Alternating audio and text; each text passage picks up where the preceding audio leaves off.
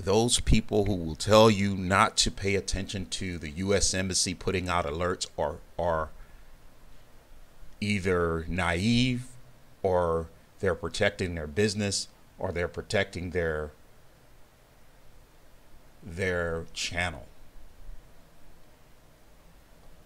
And if a person is telling you not to pay attention to what the U.S. Embassy is putting out, I think they're putting you in danger. And there are people who will tell you and stress to you, well, no, I don't pay attention, as they just exaggerate. I'm going to tell you about an alert that just came out today from the U.S. Embassy in the Dominican Republic in Santo Domingo. It says this message is to advise U.S. citizens that in recent months now, travelers to the Dominican Republic, just people coming on vacation thinking they're going to have a nice time. And these stories are all over YouTube. And these are people who are reporting this stuff. These are people who are saying what happened to them. Many times people will get stopped, and I'm going to go ahead and say it, extorted for money. When these cops, some of these cops in the Dominican Republic stop you, they're asking you for money.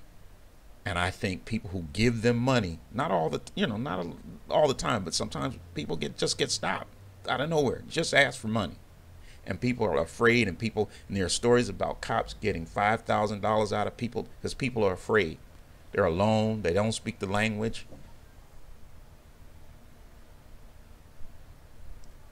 And so some of these people are being delayed, detained. People are actually going to jail or subject to heightening questions at ports and other entry points with immigration officials based on their skin color alone. Can you imagine that? And just as I said, get on the internet and just put in, look at the stories, listen to the people. And these are the people who are only being reporting this information. Reports of disparate treatment of U.S. citizens by Dominican authorities are a matter of an ongoing concern to the U.S. Embassy. This is real. This has been going on forever. Dominican Republic has been in global news for a number of years of illegally deporting people, Haitian citizens who have been in this country, born in this country since they were children, or since they were born here, and they've been living here since they've been forever. There's been some, in law, you had to be grandfathered into the country. It's only for Haitian people or people of Haitian descent. Some Haitians have never been to their country. They've never been to their mother's country.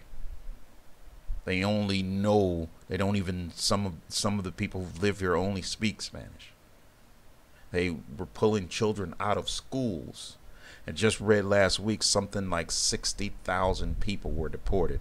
And the crazy thing is, just like in America, I've always felt this way. You see Americans who have xenophobia. Oh, they be tripping and skipping about Mexicans coming into the country and other groups of people. But guess what? Everywhere you go, you see white folk. They want to stop people from coming in their country, but they want to go everywhere. And I'll tell you right now, Dominicans want to go everywhere.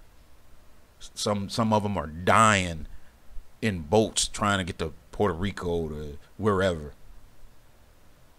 They want to go somewhere for a better life, but they have a huge problem with Haitian people coming into the country for a better life.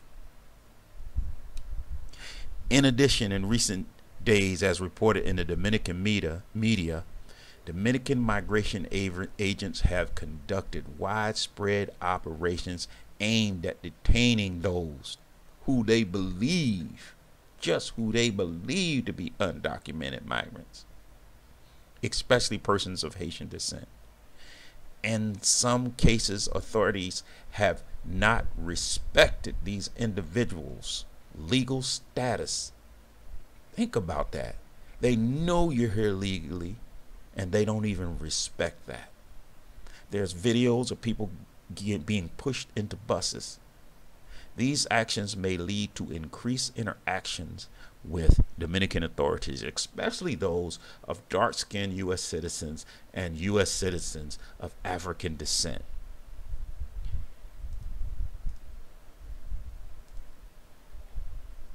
There was a video of a young man who was he was just videotaping, and I think they hit him a couple of times, and they thought he was Haitian, I think. There are reports that detainees, even people who are detained, are kept in overcrowded detention centers without the ability to challenge their detention and without access to food, restroom facilities, and sometimes days at a time before being released or deported to their country. I'm going to leave the link in the description. Thank you for listening.